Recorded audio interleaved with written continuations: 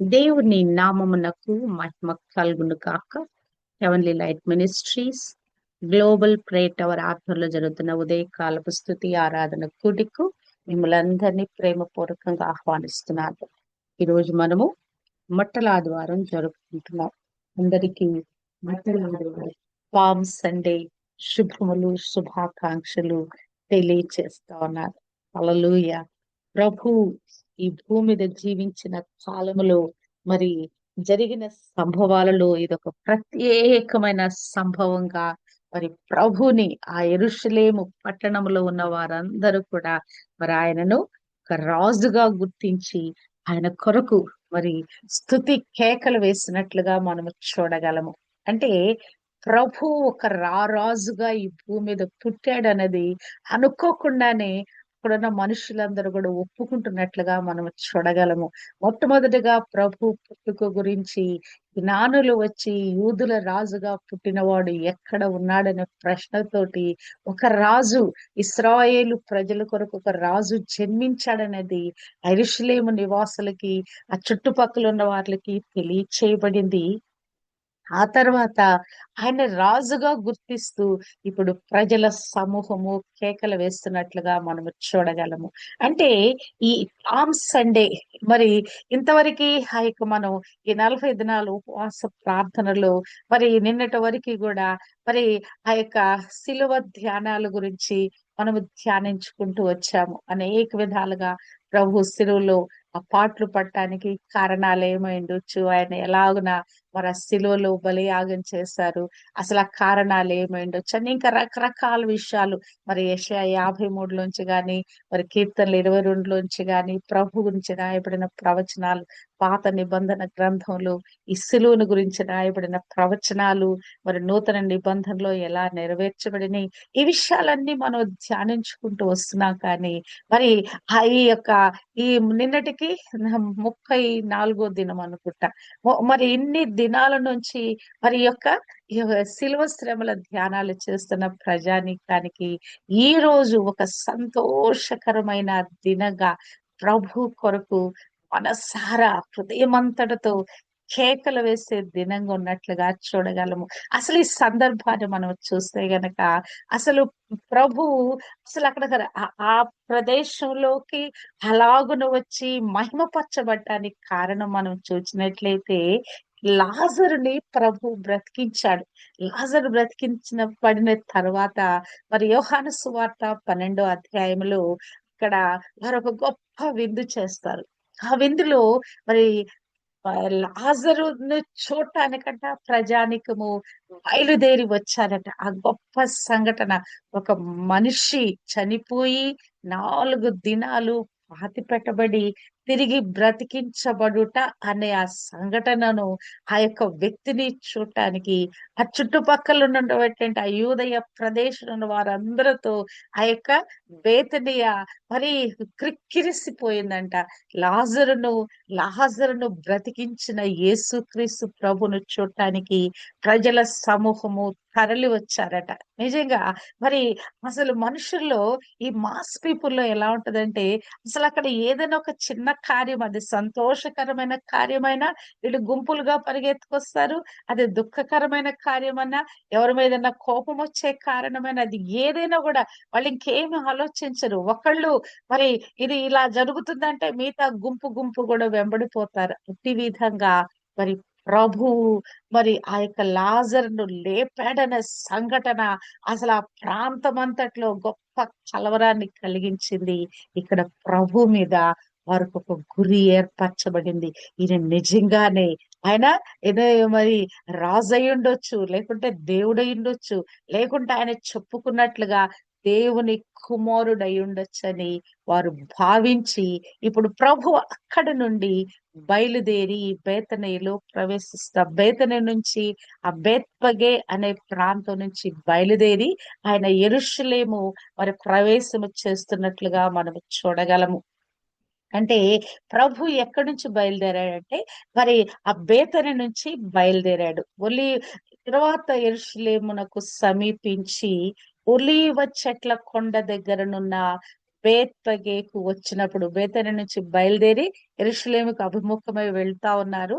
అక్కడ బేత్పగే అనే ప్రాంతానికి వచ్చినప్పుడు క్రీస్తు ప్రభు తన శిష్యుల్లో ఇద్దరిని చూచి, మీ ఎదుటనున్న గ్రామమునకు వెళ్ళుడి, వెళ్ళగానే కట్టబడి ఉన్న ఒక గాడిదయు దాని మీద మరి దానితో మరి ఒక గాడిద పిల్లయు మీకు కనపడును, వాటిని విప్పి నా యొద్దకు తోలుకొని రండి. ప్రభు అయిపోయింది. జన సమూహం అంతా కూడా ప్రభును వెంబడిస్తా ఉన్నారు. ప్రభు ఆ గొప్ప జన సమూహంతో కూడా అక్కడి నుంచి బయలుదేరి వస్తా ఉన్నాడు. ఎక్కడి నుంచి? బేతని నుంచి. ప్రభు వస్తా ఉంటే వారు కూడా బయలుదేరి వస్తా ఉన్నారు. ఇప్పుడు వాళ్ళకి ఎలా ఉందంటే, ప్రభు ఒక గొప్ప మహిమాన్వితుడుగా, మరణము నుంచి కూడా తమను విడిపించగల దేవుడు అనే విధంగా వారి మనసులన్నీ కూడా నింపబడి ఉన్నాయి. ఆయన గొప్ప వ్యక్తి, మరి చాలా మరి ఆయన దేవాది దేవుడు అన్నటువంటి ఆ భావన వారి లోపలకు వచ్చేసింది.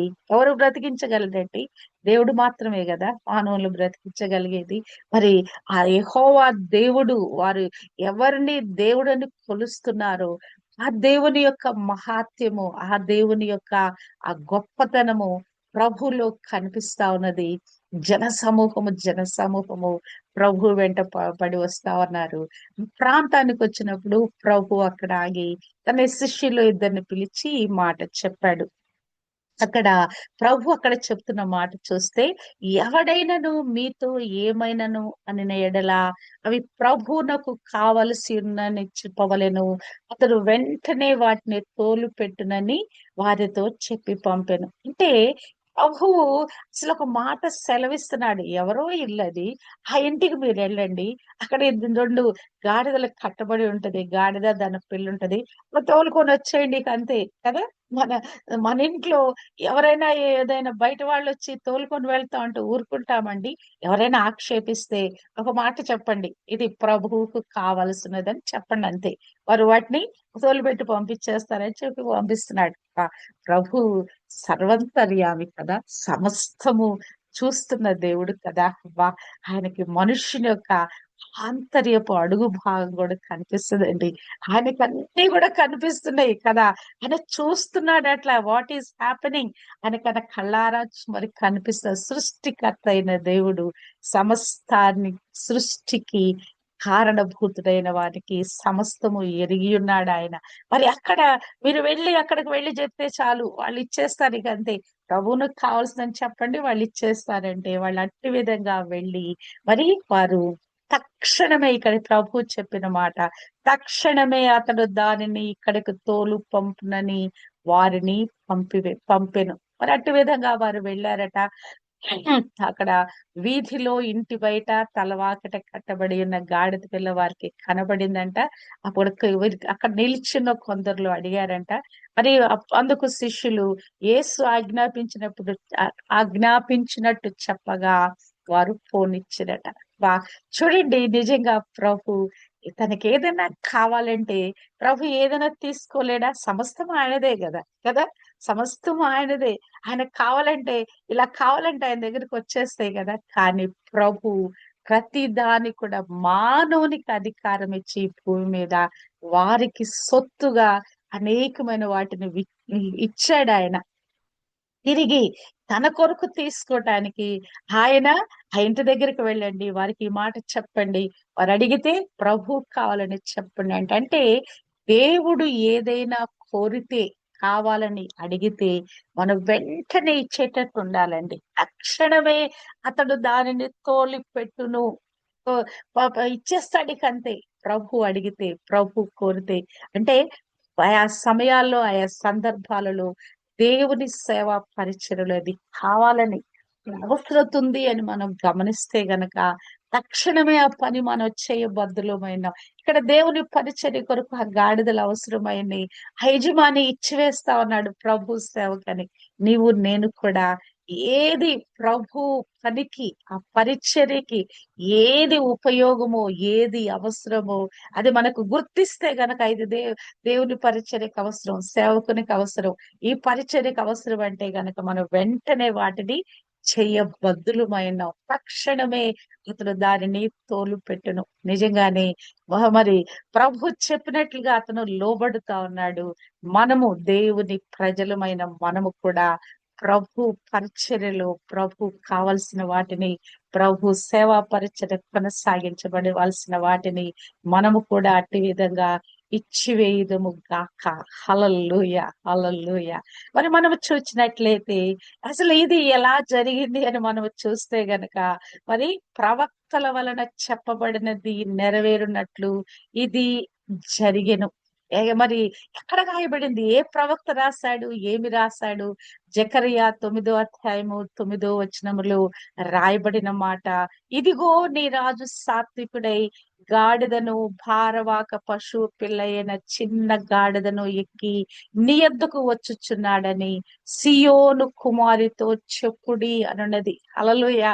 అసలు ఇక్కడ ప్రభు గుర్రాన్ని ఎంచుకోవాలి కదా, గాడిదను ఎంచుకోవటం ఏంటి అంటే ఆయన సాత్వికుడు. ఎంత సాత్వికుడు! మరి తన్ను తాను బయలుపరచుకోవటానికి, తన్ను తాను ప్రజలకు చూపించుకోవటానికి కదా ఆయన చెప్పాడు. మత్తయి సువార్త 11:28లో నేను సాత్వికుడను, దీన మనసు గలవాడను, నా యొద్దకు మీరు వచ్చి నేర్చుకోండి అంటే తన సాత్వికత్వాన్ని, తన గురించి తను పలికిన మాటను ఆయన రుజువు చేయటానికి ఇక్కడ గాడిదను చూజ్ చేసుకున్నట్లుగా మనం చూడగలం. గాడిద లీస్ట్ కదా జంతువులలో కదా, లీస్ట్. ఎవరన్నా తిడితే కూడా ఏమన్నా తిడతాం? గాడిదాన్ని తిడతాం. అంటే వేస్ట్ ఫెలో అనే వ్యక్తులను మనం గాడిదతో పోలుస్తాం. అంటే ప్రభు ఈ భూమి మీద వేస్ట్ అయింది ఏమీ లేదు. తను సృష్టించిన సృష్టిలో సమస్తం కూడా ఉపయోగపడేది, ఆ గాడిద కూడా ఉపయోగపడేది అని తన యొక్క వాహనంగా ప్రభు దాన్ని ఎంచుకున్నట్లుగా, అంటే ఆయన లీస్ట్ దాని కొరకు తను తాను తగ్గించుకొనగలడు అనే దానికి సాదృశ్యంగా ప్రభు ఈ గాడిదను చూజ్ చేసుకుని ఉండవచ్చు కదా. గాడిదకు ఒక లక్షణం ఉందండి, అది ఎంత బరువైనా మోస్తుంది.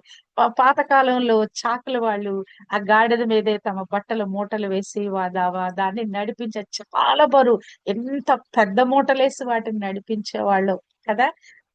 గాడిద బరువు మోయగలదు, అంటే ఓపికతో మోయగలదు గాడిద అనేది. కనుక మరి ఎవరైనా ఎక్కువ పని చేస్తే కూడా మా గాడిద చాకరీ చేపిస్తున్నారు వీరి చేత అంటారు. అంటే ఏంటి? దానికి అంత మరి ఆ బరువు మోసే కెపాసిటీ ఉంది, ఎంతసేపు అయినా పని చేయగలిగిన కెపాసిటీ ఉంది. అంటే ప్రభువును కూడా, మరి ఆజానుబాహుడైన ప్రభువును కూడా మోయగలిగిన కెపాసిటీ కదా. గాడిద పిల్ల కూడా మోసిందంట ప్రభుని. అంటే మొన్నటి దినం సురేష్ మనోహరం గారని ఆయన వాక్యం చెప్పారు. ఎందుకు రెండు ఎందుకు ఉన్నాయి? గాడిద పిల్ల అంటే దాన్ని కూడా కొద్దిసేపు ప్రభు దాని మీద కూడా కూర్చున్నాడంట. రెండిటిని ఉపయోగించారంట. ఒక గాడిద ఒక్కదాన్ని ఉపయోగించలేదట, రెండిటిని ఉపయోగించారంట.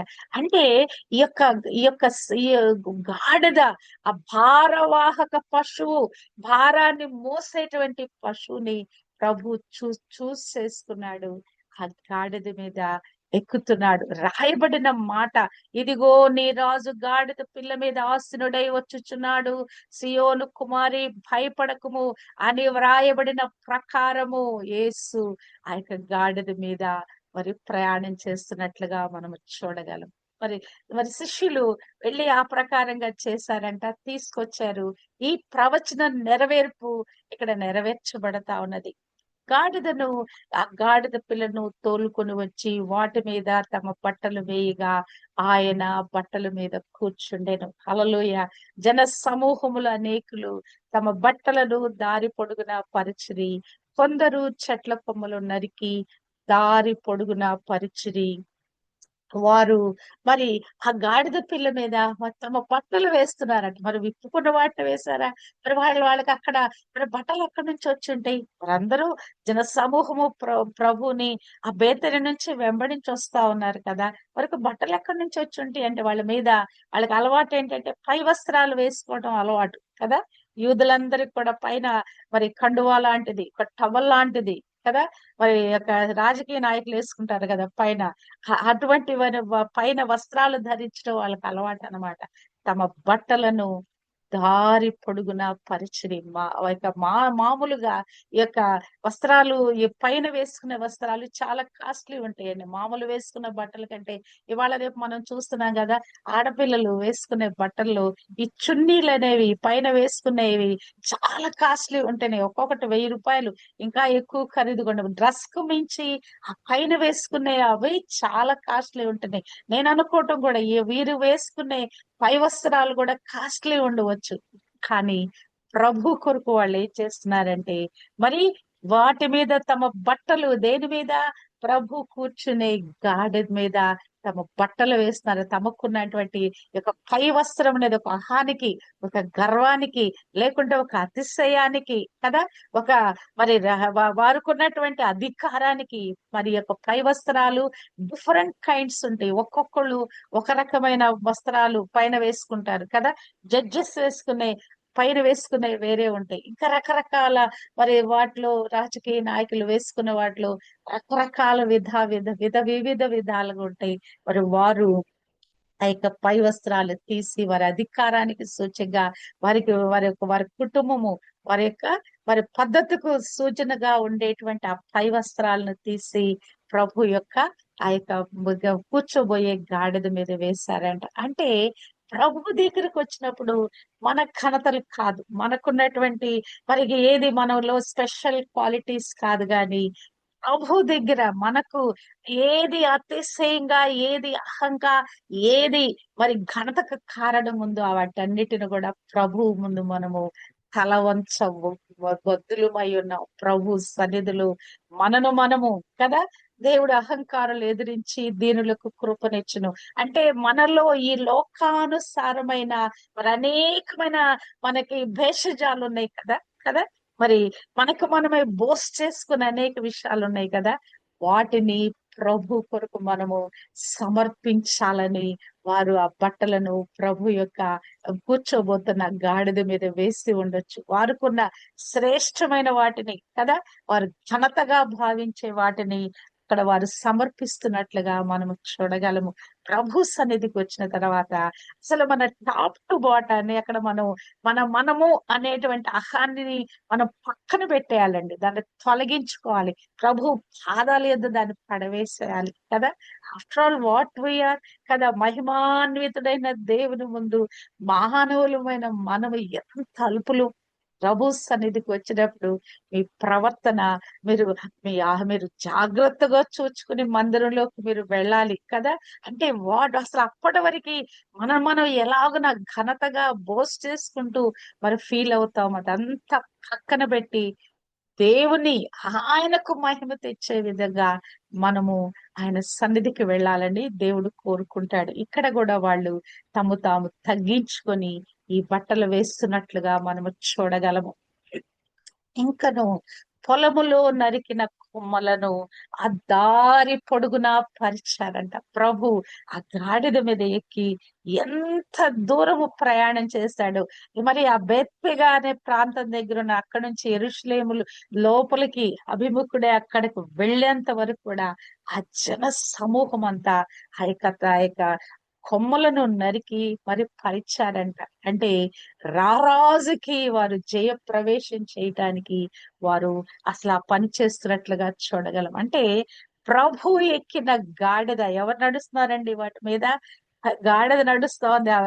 ఆ యొక్క మరి ఖర్జూరపు మట్టలు, మరి శ్రేష్టమైన కొమ్మలు నరికి వారు వేసినప్పుడు మరి నడుస్తుంది ఎవరు? గాడిద. ప్రభుని ఎప్పుడైతే మనం పొందుకున్నామో మనకి గాడిద లాంటి మనకి విలువండి కదా. మనం లోపల మోస్తుంది ఎవరిని? లోకమును. మరి ఆ లోకములో ఉన్న వారందరికంటే గొప్పవాడిని మనము ధరించి ఉన్నాము. హల్లెలూయా. గలతీయులకు రాసిన పత్రిక 3వ అధ్యాయంలో మరి యేసు క్రీస్తులోకి బాప్తీసం పొందిన మీరందరూ కూడా ఆయనను ధరించి ఉన్నారు. ఇప్పుడు మనం ఏమై ఉన్నాం? ప్రభువును ధరించిన వ్యక్తులుగా ఉన్నాం. ప్రభుని మరి మోస్తున్న వ్యక్తులుగా ఉన్నాం మనము. హల్లెలూయా. ఇప్పుడు మనకు కూడా అదే ఘనత అండి. హల్లెలూయా. మనం వెళతా ఉంటే, సేవకులుగా వెళతా ఉంటే, ఆ 2 వాడిగల ఖడ్గాని మన చేతుల్లో పట్టుకొని వెళతా ఉంటే అసలు ఎంత రాజస్యంగా, ఎంత టీవీగా ఉంటుందండి. హల్లెలూయా. ఆ గాడిదకు కూడా ఒక టీవీ వచ్చింది. ఈ లోకంలో తృణీకరించబడిన మనము, క్రైస్తవులం అంటే అన్ని విధాల అణిచివేయబడుచున్న మనము, కానీ రారాజు బిడ్డలుగా ఘనత పొందేవాడమండి. హల్లెలూయా! ఆ గాడిదకి వచ్చిన ఘనత దేవుడు మనకు కూడా ఇస్తూ ఉన్నాడు. హల్లెలూయా! హల్లెలూయా! ఇక్కడ జరుగుతున్న సంభవం చూస్తే ఇక వాళ్ళంతా కేకలు వేయటం మొదలు పెడుతున్నారట. జన సమూహములలో ఆయనకు ముందు వెళ్ళుచుండిన వారును, వెనక వచ్చుచుండిన వారును, దావీదు కుమారునికి జయము, ప్రభు పేరట వచ్చువాడు స్తుతింపబడును కాక, సర్వోన్నతమైన స్థలములలో జయము అని కేకలు వేయుచుండిరి. ఎక్కడ? ముందు వెనక. ప్రభు వెనకబడి కొంతమంది వస్తున్నారు, ప్రభు ముందుకు కొంతమంది వెళ్తున్నారు కదా. రాజు వెళ్ళేటప్పుడు ముందుగా కొద్దిమంది కేకలు వేస్తారు, రాజు వస్తున్నాడు ఓహో అని కేకలు వేస్తారు కదా. అట్టి విధంగా ప్రభు ముందు వెనక ఆ జన సమూహం అంతా కూడా కేకలు పెడుతున్నారు. అంటే వేస్తున్న కేకలు చూస్తే దావీదు కుమారునికి జయము. నిజంగానే ఆ యొక్క ప్రవచనాలు వారి లోపల నుంచి వస్తున్నాయి. సియోను కుమారి అని ఒక ప్రవచనము, దావీదు కుమారుడు అని ఒక ప్రవచనము. అక్కడ మరి జయము జయము జయము అని కేకలు వేస్తున్నారు. హోసన్నా అని కేకలు వేస్తా ఉన్నారు. హల్లెలూయా! సర్వోన్నతమైన స్థలములలో జయము. అబ్బా! ఆ యొక్క ప్రభువుకి మరి ఆ కొద్ది నడిచిన స్థలములోనే జయం కాదు గాని సర్వోన్నతమైన స్థలములలో జయము. అంటే ప్రభు దావీదు వంశంలో పుడతాడు, దావీదు కుమారుడుగా పుడతాడనేది మరి ఇక్కడ ప్రజలు ఒప్పుకుంటున్నట్లుగా మనము చూడగలము. హల్లెలూయా! పరలోకమందు సమాధానమును, సర్వోన్నతమైన స్థలములను మహిమయు ఉండును గాక అని తాము చూచిన అద్భుతములన్నిటిని గూర్చి మహాశబ్దముతో దేవుని స్తోత్రము చేయుచుండిరి. హల్లెలూయా! ఇక్కడ వేయబడిన కేకలు హోసన్నా హోసన్నా హోసన్నా అని కేకలు వేస్తా ఉన్నారు. హోసన్నా అంటే హీబ్రూ మూలం, అది హీబ్రూ పదం. అది దానికి అర్థం ఏంటంటే దయచేసి రక్షించు, ఓ రక్షకుడా, ఓ విమోచకుడా, మమ్మల్ని రక్షించు, మమ్మల్ని పాపముల నుంచి మమ్మల్ని విడిపించు అని అక్కడ కేకలు వేస్తున్నట్లుగా మనము చూడగలం. 118వ కీర్తన 25లో రాయబడిన ఈ మాట హోసన్నా, హల్లెలూయా, నన్ను రక్షించమని నిన్ను వేడుకుంటున్నాను, అయ్యా దయచేసి నన్ను రక్షించుము అని అక్కడ కీర్తనకారుడు వేసిన కేకను ఇక్కడ వీళ్ళు, దావీదు వేసిన కేక, దావీదు కుమారుడు అని ఇక్కడ వీళ్ళు పొగుడుతూ హోసన్నా హోసన్నా హోసన్నా అని ఇక్కడ వీళ్ళు కేకలు వేస్తున్నట్లుగా మనము చూడగలము. ప్రభు పేరట వచ్చువాడు, ఓ హల్లెలూయా కదా. ప్రభుని వారు ఎంతో ఘనపరుస్తూ కీర్తిస్తూ ఆయన గొప్ప చేస్తూ ఇక్కడ పలుకుతున్నారండి కదా. ఆయన చేసిన అద్భుత కార్యములన్నిటిని గూర్చి మహాశబ్దముతో స్తోత్రం. ఏం అద్భుతం చేశాడు ఆయన! లాజరును లేపి ఉన్నాడు. అంతవరకు చేసిన కార్యాలు ఒక ఎత్తు, లాజరు లేపుట మరొక ఎత్తు. చనిపోయిన వాడు 4 దినాలుగా సమాధిలో పెట్టబడిన వాడిని ఆయన లేపుటనేది నిజంగా ప్రజలకి, మనకు కూడా తలుచుకుంటే మన యొక్క శరీరం కూడా గగురు పొడుచుంది కదా. ఆ యొక్క అద్భుతము అసలు ఎలా జరుగుంటది! ఓ హల్లెలూయా! హల్లెలూయా! మరి వాళ్ళు కన్నులారా చూశారు. అందులో కొద్దిమంది మరి ఆ యొక్క మరియ వెంబడబడి ఆ యొక్క మరి చాలా మంది వచ్చారు. అందరూ కలిసి ఆ సమాధి దగ్గరికి వెళ్ళారు. అసలు అక్కడ ప్రభు ఒక్క మాటతో లాజరు బయటికి రాని ఆ చనిపోయిన ఆ వ్యక్తిని మరి బయటికి పిలిచాడు. అసలు అద్భుతాల్లో కంటే మహా అద్భుతం కదా. కనులారా చూచిన వాళ్ళు ఆ మాటలను ఆ నోట ఆ నోట ఆ నోట వినిన వారు జన సమూహం అంతా, యెరూషలేమంతా అక్కడే ఉండి ఉండొచ్చండి. హల్లెలూయా! యెరూషలేములో ఉన్న ప్రజలందరూ కూడా అక్కడే ఉండి ఉండొచ్చు. హల్లెలూయా! అక్కడ ఒక పండుగ అయిపోయింది, అది ఒక ఉత్సవం అయిపోయింది, ఒక జయోత్సవం అయిపోయింది అక్కడ. హల్లెలూయా! మరి అక్కడ మరి అందరూ కూడా కేకలు వేస్తా ఉన్నారు. మరి నిజంగానే ప్రభుని స్తుతించటానికి, కేకలు వేయటానికి మన జీవితాల్లో అద్భుతాలు కావాలండి. ఆయనకు కృతజ్ఞతాస్తుతులు చెల్లించటానికి. అందుకే ఆయనకు 2 పేర్లున్నాయి. ఆశ్చర్యకరుడు, అద్భుతకరుడు. హల్లెలూయా! ఆశ్చర్య కార్యాలు జరిగించేవాడు, అద్భుత కార్యాలు ఆయన పేరులోనే ఆ యొక్క మాటలు ఇమిడి ఉన్నాయి కదా! మన జీవితాల్లో కూడా దేవుడు ఎన్ని అద్భుతాలు, ఎన్ని ఆశ్చర్యకార్యాలు, ఎన్ని మహత్కార్యాలు, ఎన్ని అసలు ఊహించని కార్యాలు దేవుడు మన జీవితంలో చేస్తున్నాడు. ఊహించిన వాటికంటే మించిన కార్యాలు ఎన్నిసార్లు మన జీవితంలో చేస్తున్నాడు. మరి మనం ఎన్నిసార్లు కేకలు వేస్తున్నాం దేవుని సన్నిధిలో సంతోషంతో పెడబొబ్బలు పెడుతూ, దేవా నీకు స్తోత్రం, దేవా నీకు మహిమ, దేవా నీకే కీర్తి, దేవా నీకే ప్రభావం అని ఎన్నిసార్లు ప్రభు సన్నిధిలో మనం ఎలుగెత్తి కేకలు పెట్టాము. హల్లెలూయా! ఇక్కడ ప్రజలు వారికి జరిగిన కార్యం కాదు గాని మరి వారు చూచిన కార్యాన్ని బట్టి వారు ఇక్కడ కేకలు పెడతా ఉన్నారండి. నీవు నేను మన జీవితంలో దేవుడు చేసిన కార్యాలకి ఇట్టి విధంగా గొంతెత్తి ఇట్టి విధంగా దేవుని స్తుతించబద్దులమై ఉన్నాం. ఆయనకు స్తుతి గీతాలతో కేకలు వేయ బద్దులమైన జయము జయము జయము హోసన్నా అనే పలికిన పదాలు మన నోటి నుండి కూడా రావాలండి. స్తుతి యాగం అనేది స్తుతి గీతాల రూపంలో, స్తుతి కేకల రూపంలో మన నోట్లోంచి కూడా రావాలని దేవుడు ఉదయకాలము మనలోని మన పట్ల ఆయన ఆశిస్తా ఉన్నాడు. మీకు ఎన్ని ఉపకారాలు చేస్తున్నాను, ఎన్ని అద్భుతాలు మీ జీవితంలో చేస్తున్నాను, నాకు తగిన స్తుతి మీరు చెల్లిస్తున్నారా అని ప్రభు ఉదయకాలము మనం ప్రశ్నిస్తున్నాడు. మరునాడు ఆ పండుగకు వచ్చిన జన సమూహము యేసు యెరూషలేములో ఉన్నాడని మరి ఆ యొక్క ఖర్జూరు మట్టలు పట్టుకొని ఆయన ఎదుర్కొని పోయి, అంటే యెరూషలేములో ఉన్న వాళ్ళు కూడా ఎదురొస్తున్నారు. ఆయన బేత నుంచి వెంబడించిన గుంపు ఒకటి, మరి యెరూషలేము వస్తున్నాడని తెలిసి కూడా వారు ఖర్జూరు మట్టలు పట్టుకొని ఆయనను ఎదుర్కొని పోయి జయము ప్రభు పేరట వచ్చుచున్న ఇశ్రాయేలు రాజు స్తుతింపబడును గాక అని కేకలు వేసిరి. హల్లెలూయా! దావీదు కుమారుని కేకలు వేస్తున్నారు.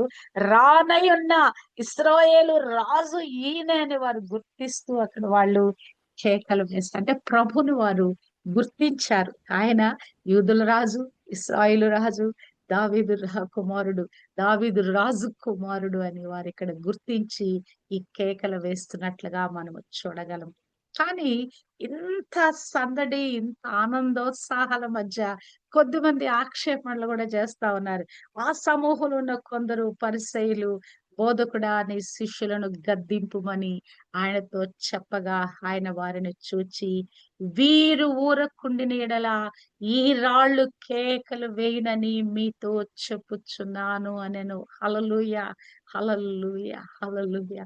మనం మౌనంగా ఉంటే రాళ్ళు కేకలు వేస్తాయట. ప్రభువు చేసిన మేలు ఉపకారాలు మరి ఈ కార్యాలను బట్టి మనం స్తుతించడం నేర్చుకోకపోతే, ప్రభువుకి కృతజ్ఞతాస్తుతులు చెల్లించడం మనం నేర్చుకోకపోతే ఆ యొక్క రాళ్ళు, ఆ జీవం లేని రాళ్ళు కూడా ప్రభువుకి కేకలు వేస్తాయి. అంటే మానవులమైన మనము, స్తుతించబద్దులమైన మనము స్తుతి కేకలు వేయకపోతే రాళ్ళు కేకలు వేస్తాయి. అంటే మన చుట్టుపక్కల మన గృహంలో మన వేస్ట్ గా పడేసి రాళ్ళు కూడా దేవుణ్ణి స్తుతి ప్రతిధ్వనులు చేస్తుంది అట. నీవు నేను ఊపిరితో ప్రభు జీవాన్ని పొందుకొని ఆ జీవంతో నడుస్తున్న మనము దేవునిని ఎంతగా స్తుతిస్తున్నాం.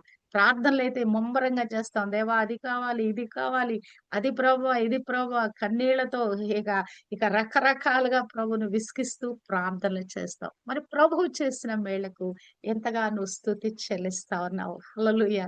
నిజంగా స్తుతి అనేది మన జీవితానికి చాలా ప్రాముఖ్యమైనది. కృతజ్ఞతాస్తుతి అనేది ఇంకా అంతకు మించిన ప్రాముఖ్యమైన స్తుతి. ప్రభుని ఘనపరుస్తూ మరి స్తుతించేది కృతజ్ఞతాస్తుతి. పొందుకున్న మేలు ఉపకారాలకు హృదయం అంతరంగములో నుంచి కదా ఆయనకి కృతజ్ఞతాపూర్వకంగా చెల్లించేది కృతజ్ఞతాస్తుతి. హల్లెలూయా! కనుక ఇవి 2 కూడా మనం ప్రాక్టీస్ చేయబద్దులమై ఉన్నాం. హల్లెలూయా! ఆయన యెరూషలేములోనికి వచ్చినప్పుడు పట్టణమంతయు ఈయన ఎవరో అని కలవరపడెను జన సమూహము. ఈయన గలిలయలోని నజరేతు వాడగు ప్రవక్త అయిన యేసు అని చెప్పారు. ఇక్కడ ప్రభువుకు ఇక్కడ ఇంకొక మరి మాట చెప్తా ఉన్నారు కదా, ఆయన రాజు అని వాళ్ళు ఒప్పుకున్న తర్వాత ఈయన ఒక ప్రవక్త, నజరేతుకు సంబంధించిన వాడు, గలిలయకు సంబంధించిన వాడు, యేసు అనే వ్యక్తి అని అక్కడ వాళ్ళు ప్రభు గురించి మాట్లాడుతున్నారంట. ఇంకను వాళ్ళు చూస్తే లాజరును సమాధిలో నుండి, మృతులలో నుండి అతను లేపినప్పుడు ఆయనతో కూడా ఉండిన జనులు సాక్ష్యం ఇచ్చిరి. అంటే ఇక్కడ సాక్ష్యాలు ఎన్ని రకాలుగా, ఇక్కడ రకరకాలుగా ప్రభు గురించి అంటే వాళ్ళకి తెలిసిన సమాచారము, వాళ్ళు చూచింది, వాళ్ళు కన్నది, అందరూ రకరకాల గుంపులుగా రకరకాల విధాలుగా ప్రభు గురించిన తమ అభిప్రాయాలను ఇక్కడ వ్యక్తపరుస్తున్నారు. ఇక్కడేమో కొద్దిమంది మరి లాజరుతో కూడా చూచిన వారు ఆయనను గురించి సాక్ష్యం ఇస్తున్నారట. ఆ కొరకు ఆ సూచక క్రియను గూర్చి విన్న అనేక మంది జనులు ఆయనను ఎదుర్కొనబోయారంట. అంటే జన సమూహంలో రకరకాల అభిప్రాయాలు కలిగిన వారు కొద్దిమంది కాదు, రకరకాల అభిప్రాయాలు జన సమూహం అంతా ఏకమైపోయింది. ప్రభువు వెంట వెళ్ళిపోతా ఉన్నారండి. అందరు కేకలు వేస్తా ఉన్నారు. ఇక ప్రధాన యాజకులని ఇక వాళ్ళని ఎవరు పట్టించుకోవట్లా. ఇదిగో మీద వీళ్ళందరూ కేకలు వేస్తున్నారు, వీళ్ళందరినీ కేకలు ఆపమంటే ప్రభు ఏమన్నాడు, రాళ్ళు కేకలు వేస్తూ బాబు అంటే ఇక వాళ్ళకి ఏమీ అర్థం కావట్లేదు. యోహాను సువార్త 12:19లో పరిసయ్యులు ఇలా చెప్పుకుంటున్నారంట. కావున పరిసయ్యులు ఒకరితో ఒకరు, మన ప్రయత్నము ఎట్లు నిష్ప్రయోజనమైపోయినవో చూడడి, ఇదిగో లోకము ఆయన వెంట పోయినదని చెప్పుకొనిరి. లోకం అంటే అక్కడ ఉన్నటువంటి జన సమూహము యావత్తు కూడా ప్రభు వెంటబడి వెళ్ళిపోతున్నారంట. లోకము ఆయన వెంట పోయినదని చెప్పుకున్నారట. వారికి నిస్సహాయులై, నిశ్చేష్టులై, అసలు ఏ విధంగా ఈ ప్రజలను కంట్రోల్ చేయాలో అర్థం కాక వాళ్ళ అయోమయ స్థితిలో ఆ యొక్క మరి యాజకులు, పరిసయ్యులు వాళ్ళందరూ కూడా నిశ్చేష్టులై నిలబడిపోయారంట. లోకం అంతా ఆయన వెంట వెళ్ళిపోతుంది. ఇక మనం వేస్ట్, మన పట్టించుకునే వాళ్ళు లేదు, మన అధికారం పని చేయదు, మన యొక్క అర్చకత్వం పని చేయదు, మనం ఇంత మరి ప్రత్యేకంగా ఇంతగా మనం మరి డంబాలు చెప్పుకుంటూ మనం జీవిస్తా ఉన్నాం. ఇవన్నీ ఏమి పనికి రావట్లేదు. అందరూ కూడా ప్రభు వెంట వెళ్ళిపోతున్నారు. హల్లెలూయా. లోకంలో మానవులు ఎన్ని గారడి చేయని, ఎన్ని రకాలుగా మరి ఎంతో మంది మరి దేవుళ్ళుగా కొలవబడుతున్న వారి భూమి మీద ప్రత్యక్షం కానీ ప్రభు మహిమ ముందు, ప్రభు శక్తి ముందు, ప్రభు ప్రభావితం ముందు అన్ని కూడా ఇలా కొట్టుకుపోతాయండి. హల్లెలూయా, హల్లెలూయా. ఆయన సాత్వికుడు, దీన మనసు గలవాడే కాదు, ఆయన రాజు, ఇశ్రాయేలు రాజు, యూదుల రాజు. హల్లెలూయా. దావీదు రాజు కుమారుడు. ఇక్కడ వీళ్ళు పలుకుతున్న మాటలు హల్లెలూయా. నజరేయుడగు యేసు ఆయన ఎవరో గుర్తించి, రకరకాల మరి సందర్భాలు ఆయన గుర్తించి, చనిపోయిన లాజరును లేపినవాడు, ఒక మహిమాన్వితుడు, మృతులు సహితం లేపగల శక్తి గలవాడని ఆ ప్రపంచం, ఆ ప్రజలందరూ గుర్తించిన వారై ప్రభు వెంట వెళ్ళిపోతున్నారు. నీవు నేను కూడా ప్రభుని ఎరిగి ఉన్నాం. ప్రభుని ఎరిగి ఉన్న మనము ఆయననే వెంబడించబద్దులమైనాం. ఆయనకి స్తుతి కేకలు వేయ బద్దులమైనాం. హోసన్నా, హోసన్నా, హోసన్నా, రానయున్న రారాజుకి మరి స్తోత్రాలు చెప్తూ ఆయన చేసిన మేళన ఉపకారాలను మనం జ్ఞాపకం చేసుకుంటూ ఆయన స్తుతించబద్దులమైనాం. ఇవన్నీ సంభవాలన్నీ కూడా మరి మత్తయి సువార్త 21వ అధ్యాయంలో, మార్కు సువార్త మరి 4 సువార్తల్లో ఈ మాటలు రాయబడినాయండి. మరి మార్కు సువార్త 11వ అధ్యాయంలో, లూకా సువార్త 19వ అధ్యాయంలో, యోహాను సువార్త 12వ అధ్యాయంలో 4 సువార్తలు ఈ మాటలు రాయబడింది. ఈ యొక్క విషయాలన్నీ మరి శిష్యులకు కూడా ఈ విషయాలు కనుమరుగైపోయినాయట. లూకా సువార్త, యోహాను 12:16లో ఆయన శిష్యులు ఈ మొదట గ్రహించలేదు, కానీ యేసు మహిమపరచబడినప్పుడు అవి ఆయనను గూర్చి వ్రాయబడిననియు, వారాయనకు వాటిని చేసిరనియు జ్ఞాపకమునకు తెచ్చుకునేది. కదా! కొన్నిసార్లు మనం ఎప్పుడన్నా ఎక్కడైనా కూర్చొని జరిగిపోయిన విషయాలన్నీ మనం ఆలోచిస్తా ఉంటాం. ఆలోచించినప్పుడు అప్పుడవి మనకి గోచరమవుతాయి. గతంలో ఆ సంఘటనలు జరుగుతున్నప్పుడు వాటిని మనము గమనించం గానీ, అవన్నీ జరిగిపోయినాక ఎప్పుడో ఒక రోజున తీరిక కూర్చొని ఏదో ఆలోచనలో దీర్ఘంగా ఆలోచిస్తున్నప్పుడు కొన్ని కొన్ని విషయాలు మనకి జ్ఞాపకం వస్తాయి. ఓహో! అప్పుడలా జరిగింది గదా! ఇప్పుడిలా జరిగింది గదా! ఓహో! కారణం ఇదై ఉండొచ్చు గదా! మనం చాలా సార్లు నా మట్టుకు నేను అనుకుంటాను ఏదైనా వివేచించినప్పుడు. అట్టి విధంగా ఇక్కడ శిష్యులు గూడా అనుకుంటా ఉన్నారు. వారు మొదట గ్రహించలేదు గాని, ప్రభువు మహిమ పరచబడినప్పుడు అవి ఆయనను గూర్చి వ్రాయబడినని ప్రజలు వాటికి ఆయనకు చేసిరనియు జ్ఞాపకమునకు తెచ్చు ఈ యొక్క సంభవం, ఈ యొక్క ఈ కేకలు వేయుట, ఈ యెరూషలేము జయ ప్రవేశము ఇదంతా గూడా ఎలా జరిగిందంటే గనక, అప్పుడు వారికి ఆ సంఘటన జరుగుతున్నప్పుడు శిష్యులకు అర్థం గాలే. మీరు వెళ్ళండి ఆ గాడిదను తోలుకొని రండి. ఆయన తోలుపెడతాడు అని చెప్పినప్పుడు వాళ్ళేదో ప్రభువు చెప్పారు వెళ్లి పని చేసుకొనొచ్చారు. కానీ ఈ జరుగుతున్న కదా! నాటకీయంగా పరిస్థితులన్నీ మారిపోతున్నాయి. అసలు అప్పటికప్పుడే అసలు ఆ ప ఆ ప్ర ప ప యొక్క యెరూషలేమంతా గూడా మరి అదే అప్‌సైడ్ డౌన్ అయిపోయినట్లుగా అయిపోయింది. క్షణమాత్రంలోనే జరిగిపోయినట్లుగా అక్కడ కార్యాలు జరిగిపోతున్నాయి. ప్రభువు అక్కడి నుంచి బయలుదేరి రావటం, వస్తూనే మరి ఆయన గాడిద గురించి ఆళ్ళకి చెప్పటం, గాడిద వస్తూనే అసల గాడిదను చూస్తూనే ప్రజలు అప్పటి వరకి అదేదో వారు వెయిట్ చేస్తున్న కార్యంగా అసలు ఆయన మీద బట్టలు వేయటం కదా! ఆత్మదేవుడు కొన్నిసార్లు మనల్ని ఆవహించినట్లు చేస్తాడండి. నా మట్టుకు నాకు దేవుని కార్యాలు చేసేటప్పుడు ఆత్మాభిషేకపు తాకిడి ఎలా ఉంటదంటే, నాకు తెలియకుండానే ఆయన పని చేస్తున్నానన్నట్లుగా ఉంటది. ఆ పనులు చేయటానికి మొదలుపెట్టి వెళ్ళేటప్పుడు చకచక, చకచక తలంపులొచ్చేస్తా ఉంటాయి, ఆలోచనలొచ్చేస్తా ఉంటాయి. దేవుని మార్గాలు సరళమైపోతా ఉంటాయి. ఆ పనులన్నీ గూడా, కార్యాలన్నీ గూడా జరిగిపోతా ఉంటాయి. హల్లెలూయా! ఇక్కడ ప్రజలు కూడా ఆవహించినట్లుగా తమ బట్టలు తీసి ఆ యొక్క గాడిద మీద కూర్చోబెట్టటం, మరి ఆ యొక్క ఖర్జూరపు మట్టలు పట్టుకొచ్చి, నరుక్కొచ్చి, మరి ఆ యొక్క దారి పొడుగున కరవటం అంతే కాదు. ప్రభుని మహిమ పరచుట. హల్లెలూయా! మనకున్న శ్రేష్టమైన వాటిని దేవుని కొరకిద్దాము. మరి ప్రభువుని అన్ని వేళలా ఘనపరిచే పని చేద్దాము. ఆయన సన్నిధికొచ్చిన మనము మన ఘనతలన్నీ పక్కన పెట్టి, ఆయన మాత్రమే రాజు, ఆయన మాత్రమే మహిమాన్వితుడని ఆయన సన్నిధిలో కేకలు వేద్దాము. ఆయన చేసిన ఆశ్చర్య అద్భుత కార్యముల గురించి మనము సంభాషణ చేద్దాము, సాక్ష్యమిద్దాము. విన్న వాటిని, కన్న వాటిని గురించి, ప్రభు గురించి ప్రచురము చేద్దాము. అయ్యా! నువ్వే మమ్మల్ని రక్షించువాడవని హోసన్నా, హోసన్నా అని కేకలు వేద్దాం. యెరూషలేము జయ ప్రవేశములో, యెరూషలేము పట్టణమంతటిలో మరి కలిగిన ఆ యొక్క సంతోషము ఈ దినము ఇక్కడ ఈ ప్రపంచంలో ప్రస్తుతం ఉన్న ప్రపంచంలో మరి యొక్క సార్వత్రిక సంఘంలో ఎక్కడెక్కడ ఈ దినము ఇక పామ్ సండే జరిపించుకుంటున్నారు అన్ని చోట్ల ఈ సంతోష ఆనంద ఉత్సవము దేవుడు అందరికీ అనుగ్రహింప చేయును గాక. ఆమేన్. హల్లెలూయా! ఆ కృపలో మనమందరము కూడా వర్ధిల్లుదుము గాక. ఈ దినము వీలైన వారందరూ ఒకప్పుడైతే చక్కగా వీధి సువార్త చేసేవాళ్ళు. పొద్దున్నే ఆ ఖర్జూరపు మట్టలు పట్టుకొని చక్కగా వాటికి ఏమైనా గులాబీలు పెట్టుకొని వీధులు తిరిగి మరి మట్టిల ఆదివారం రోజు సెలబ్రేట్ చేసేవాళ్ళు. ఇప్పుడు మనకంతా కట్టడైపోయింది. ఆయనను దేవునికి స్తోత్రం. మన సంఘాలలో మరి ఇట్టి విధంగా ప్రభు పేరట ఈ యొక్క జయ జయ నినాదాలు చేయటానికి, కేకలు వేయటానికి దేవుడు తన కృప మనకు అనుగ్రహింప చేయును గాక.